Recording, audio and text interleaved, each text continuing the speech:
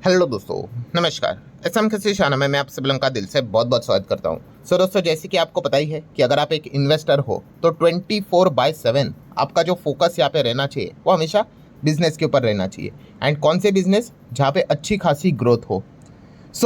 इस वीडियो में हम लोग यहाँ पे बात करने वाले दोस्तों कुछ ऐसे बिजनेसेस के बारे में जहाँ पे लिटरली सरकार उन बिजनेसेस को ग्रो करने के लिए मदद कर रही है। ठीक है, मतलब क्या होता है कि कुछ बिजनेसेस ऐसे होती है जिसको तो सरकार मतलब लिटरली रोकती हुई देखने को मिल जाती है। जैसे कि आप सिगरेट का बिजनेस देख सकते हो, टैक्सेस लगाते रहते हैं। लिकर के बिजनेस की बात कर ले, टैक्सेस लगाते रहते हैं। या फिर अगर हम ऑनलाइन गेमिंग गैम्बलिंग की बात कर ले, जीएसटी बढ़ा दिया, रेस्ट्रिक्शंस डाल दिए, नया बिल ही लेकर आ गए कि उस चीज़ के चलते मतलब रियल मनी गेमिंग तो रातों रात ही यहाँ पे उन्होंने गेम ही ख़त्म कर दिया कितने सारे कंपनीज़ का। ठीक है, आपको पता ही है आईपीएल चलता था तो पहले कितने सारे ऐप्स होते थे। अब सारा या आईपीएल की अगर बात कर ले, आपने देखा ही होगा कि चीज़ें बंद ही हो गई। मतलब क्या है कि कुछ सेगमेंट ऐसे होते हैं जहाँ पे सरकार सीधा उन चीज़ों को बंद ही करवा देती है। समझ में आता है कि हाँ, यहाँ पे सरकार तो भाई मदद नहीं करने वाली, बट कुछ बिजनेसेस ऐसे होते हैं दोस्तों जहाँ पे ग्रोथ भी है। एंड मज़ेदार बात ये ऐसी है कि उन बिजनेसेस को सरकार खुद कहती है कि भाई जितना हो सके जल्द से जल्द इनको बड़ा बनाओ। तो उसके लिए क्या करती है सरकार, सपोर्ट करती है। ठीक है, टैक्स में आपको छूट दे देगी या फिर आपको कुछ इंसेंटिव दे देगी। पीएलआई स्कीम की अगर बात करें उसमें ऐड किया जाएगा। मतलब बॉटम लाइन यहाँ पे क्या है दोस्तों कि ऐसे बिजनेसेस को अगर आप स्टडी यहाँ पे करोगे, उनसे रिलेटेड कंपनीज को अगर आप स्टडी करोगे तो डेफिनेटली पैसा बनने के चांसेस काफ़ी हद तक यहाँ पे बढ़ जाते हैं। ऐसे ही कुछ बिजनेसेस में आपके सामने यहाँ पे रखने वाला हूँ। एंड इससे जैसे मैंने हमेशा आप लोगों को कहा है दोस्तों कि नई नई चीज़ें इमर्ज होती है। ठीक है, जैसे कि काफ़ी लोग कहते हैं कि सर सेम चीज़ ही चलती रहती है, ऐसा नहीं है। अभी फर्स्ट वाला बिजनेस के साथ ही शुरुआत करेंगे। देखो, टेक्नोलॉजी आपको पता है सबसे ज़्यादा फास्ट बदलती है। अब हमारे इधर दुर्भाग्य ये है कि एआई को लेकर हम इतना कोई बड़ा काम नहीं कर रहे हैं, एकदम बेसिक बेसिक सा काम यहाँ पे हम कर रहे हैं। बट एआई के चलते दुनिया में तो एआई काफ़ी आगे बढ़ रहा है। और अब इतना आगे बढ़ चुका है कि रिसेंटली आपको पता ही है कि एक बहुत बड़ा चीज़ हमारे सामने आ गया। कौन सा, जो एंथ्रोपिक की अगर बात करें, उनका जो क्लॉड है उससे रिलेटेड आपने माइथोस से रिलेटेड बातें सुनी होगी। हाँ, अगर आप इस चैनल को फॉलो करते हैं तो मैंने इसके ऊपर वीडियो भी बनाया था। आपको पता ही होगा कि निर्मला सीतारमन जी ने भी बैंक्स को बता दिया कि भाई ये जो नया एआई से रिलेटेड चीज़ें आ रही है, इससे रिलेटेड जो थ्रेट है, ठीक है, काफ़ी कंसर्निंग है। एंड आपने क्या करना पड़ेगा, आपको अपने सिस्टम को काफ़ी स्ट्रांग बनाना यहाँ पे पड़ेगा, क्योंकि ये आप बताता है कि कहाँ कहाँ पे वीकनेस है एंड क्या कर सकता है। अगर ये गलत हाथों में पड़ा तो सिस्टम को ये ब्रीच भी कर सकता है, तोड़ भी सकता है गलत हाथों में गया तो। और ये सिर्फ बैंक से रिलेटेड नहीं है, सेबी की भी बात करें तो सेबी भी अब एडवाइजरी माइथोस के रिस्क को लेकर यहाँ पे जल्द से जल्द सामने यहाँ पे लाने वाली है। उसी के साथ साथ आप देख सकते हो सेबी यहाँ पे मार्केट इंटरमीडियरीज, अगर हम यहाँ पे ब्रोकर्स की भी बात कर ले, उनको भी एआई रिस्क को लेकर यहाँ पे एडवाइजरी लेकर यहाँ पे आने वाली है। मतलब बॉटम लाइन क्या है दोस्तों कि रिसेंटली हम लोगों ने देखा कि कैसे ये जो नई नई चीज़ें यहाँ पे उभर कर आ रही है वो एक दूसरा रिस्क भी कैसे क्रिएट कर रही है। और इस वीडियो में ये वाला पॉइंट मैंने कवर किया था कि बैंक, यूपीआई, शेयर मार्केट, सब कुछ यहाँ पे हम लोग को खतरे में देखने को यहाँ पे मिल रहा है। आप ये वाला वीडियो को स्टडी करोगे तो आपको समझ में आएगा, लिंक मैंने ऊपर आई बटन पे दिया है। मतलब पॉइंट क्या है दोस्तों, आप समझो, आपका दिमाग हमेशा, जैसे अभी मैंने कहा कि 24/7 बिजनेस ओरिएंटेड रहना चाहिए। अब हुआ क्या, बिजनेस मतलब क्या, एक प्रॉब्लम क्रिएट हो गई, उसका सोल्यूशन जो प्रोवाइड करेगा वो पैसा कमाएगा। अब एक चीज़ यहाँ पे बनाई गई, उससे प्रॉब्लम क्रिएट हुई कि नहीं, कि हर कोई यहाँ पे रिस्क के चलते मतलब फियर फैक्टर तो यहाँ पे क्रिएट यहाँ पे हो चुका है। तो इसका सॉल्यूशन क्या है, आपको साइबर सिक्योरिटी क्या करनी पड़ेगी और कई गुना तक यहाँ पे स्ट्रांग करनी पड़ेगी। तो पहले से भी साइबर सिक्योरिटी से रिलेटेड अगर हम यहाँ पे बात कर ले तो ये बिजनेस था ही था, बट इसकी इंपॉर्टेंस अब नेक्स्ट लेवल पे बढ़ते हुए देखने को मिलेगी, क्योंकि टेक्नोलॉजी अभी बदली तो इससे रिलेटेड जो प्रोटेक्शन है वो भी तो बढ़ना पड़ेगा। तो इसको लेकर आप यहाँ पे क्या कर सकते हो, चीज़ों को स्टडी कर सकते हो। मार्केट में आपको हर एक प्रकार की कंपनियां मिलेंगी। हाँ, अब वो कंपनियां वो अपॉर्चुनिटी को ग्रैब कर पाएंगी नहीं कर पाएगी वो सेकंड पार्ट रहता है। बट यस, ये जो एक नया सेगमेंट है इसमें भी हम ज़रूर कह सकते हैं कि सरकार अब बहुत हद तक यहाँ पे क्या करने वाली है, इन पर्टिकुलर कंपनीज को सपोर्ट करेगी ही करेगी। साइबर सिक्योरिटी से रिलेटेड चीज़ों को आप स्टडी कर सकते हो। देन सेकंड अगर हम सेगमेंट की बात कर ले जहाँ पे सरकार मदद करेगी, वो है डेटा सेंटर। वो तो ऑलरेडी कर ही चुके हैं, इतना सारा अनाउंसमेंट करके रखा हुआ है, टैक्स तक की छूट देके यहाँ पे रखी हुई है। एंड डेटा सेंटर रिलेटेड मैं ऑलरेडी वीडियो बना चुका हूँ कि कौन कौन सी कंपनियाँ डेटा सेंटर बिजनेस में काम करें और मार्केट में भी वो लिस्टेड है। ठीक है, तो जितने कंपनीज हैं उससे रिलेटेड मैंने बातें कवर यहाँ पे की थी, तो ये वाला वीडियो देख सकते हो, इसका लिंक मैंने ऊपर आई बटन पे दिया है।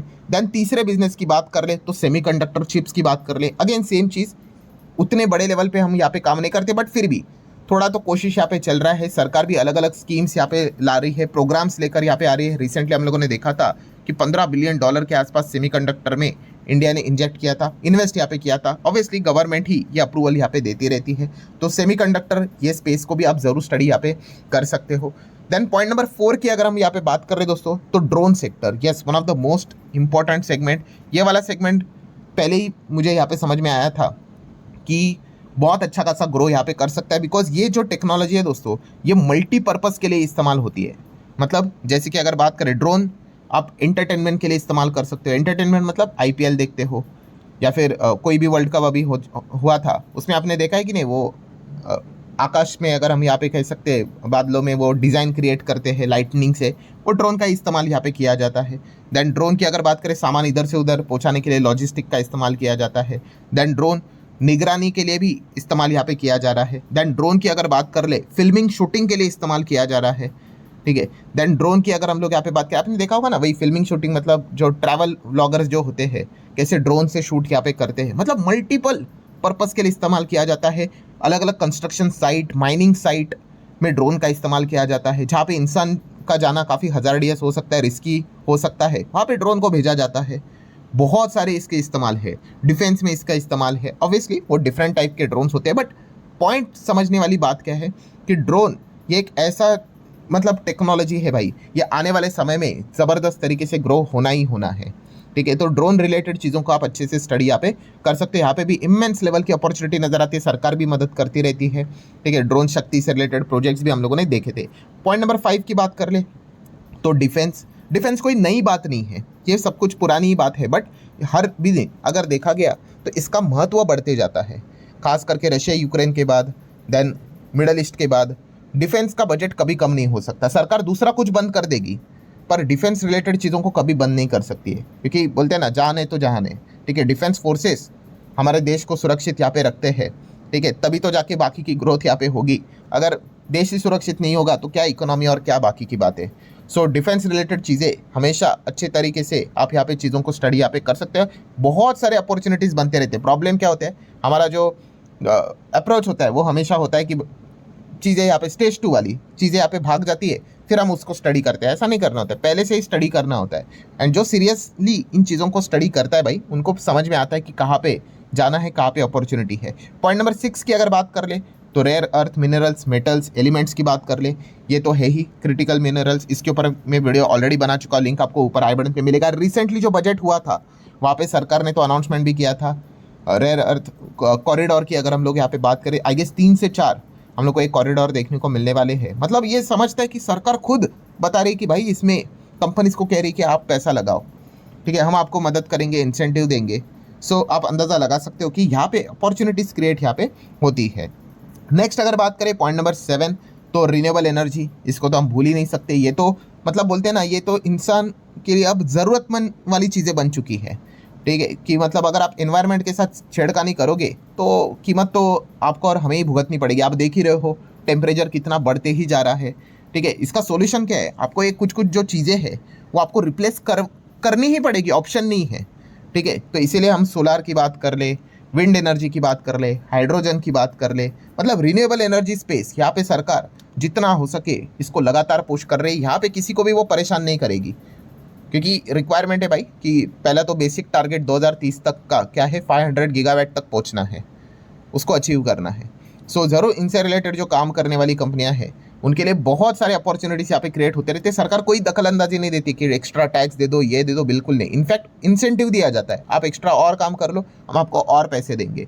Similar way then point number 8 की बात कर ले तो वैसे ही है, इलेक्ट्रिक व्हीकल, ये तो पहले से ही चल रहा है कि ईवी पे शिफ्ट यहाँ पे होना है। पेट्रोल डीजल की बात कर ले तो इंपोर्ट बिल, हमारा trade deficit, current account deficit, बहुत सब कुछ बर्बाद यहाँ पे हो जाता है।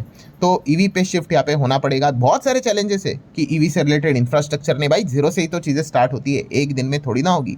धीमे धीमे करके आने वाले समय में ईवी भी हमें ग्रो होते हुए देखने को मिलेगी। इनफैक्ट मैं आपको आज ही बताता हूँ दोस्तों, भविष्य में ये लिख लो, यहाँ पे मैं लिख कर दे देता हूँ कि अभी ये सारी चीज़ें ईवी की चल रही है ना, अब जो सरकार के कंट्रोल में है, जैसे कि बस, सब कुछ ईवी होने वाला है।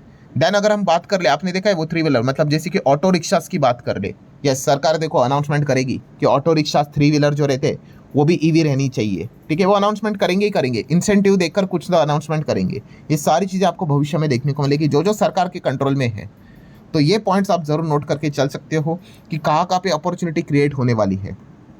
नेक्स्ट अगर बात करें पॉइंट नंबर 9, तो एथेनॉल, ठीक है, एथेनॉल की अगर बात कर ले तो आपको पता ही है सरकार इसको हमेशा प्रमोट करते रहता है, ठीक है। पहले E5 था, फिर 10, फिर उसके बाद E20, उस चीज़ को लेकर काफ़ी बवाल भी मचा, फिर अभी E27, 28 कुछ बात की जा रही है, और आपको पता है रिसेंटली E85 की भी बात हम लोग को होते हुए देखने को मिली है। हालांकि मैंने इसके पहले भी आपको बताया E85 इसका अर्थ ये नहीं कि वो आपके गाड़ी में डाला जाएगा, वो एक कंप्लीटली अलग सेगमेंट यहाँ पे रहेगा। बट बॉटम लाइन क्या है कि यस, इस प्रकार की चीज़ों को सरकार अब बढ़ावा यहाँ पे दे रही है, ठीक है। तो जहाँ पे सरकार क्या कर रही है, चीज़ों को पुश कर रही है, बढ़ावा दे रही है, तो डेफिनेटली वहाँ पे जो काम करने वाली कंपनीज है उनके लिए गजब की अपॉर्चुनिटीज़ यहाँ पे क्रिएट यहाँ पे हो जाती है। और जो जो कंपनी इन अपॉर्चुनिटीज़ को ग्रैब करेगी तो भाई डेफिनेटली वो हम लोग को भागते हुए देखने को यहाँ पे मिलेगी। इनफैक्ट कितने सारे स्टॉक्स हम ऑलरेडी देख चुके हैं कितना अच्छा परफॉर्मेंस यहाँ पे कर रहे हैं, तो इसके पीछे का रीज़न ही यही होता है। सो ठीक है दोस्तों, आशा करता हूँ वीडियो हेल्पफुल लगा होगा। तो अब चाहो तो लाइक एंड शेयर कर सकते हैं। इसी प्रकार के मैं और अलग अलग वीडियोस बनाते रहता हूँ, ठीक है। और भी हम लोग ये जो अभी ग्रोथ वाले जो सेगमेंट है, जो अलग अलग सेक्टर्स देखे हैं, उससे रिलेटेड भी मैं अलग अलग कंपनीज को लेकर भी वीडियोस यहाँ पे ज़रूर कवर करूँगा कि कौन कौन सी कंपनियाँ उन पर्टिकुलर सेगमेंट में आगे बढ़ने का कोशिश यहाँ पे कर रही है, ठीक है। तो बने रहिए इस चैनल के साथ, आपको सारे वीडियोज़ यहाँ पे मिल जाएंगे। सो ठीक है दोस्तों, मिलते हैं अब नेक्स्ट वीडियो में, तब तक के लिए बाय बाय।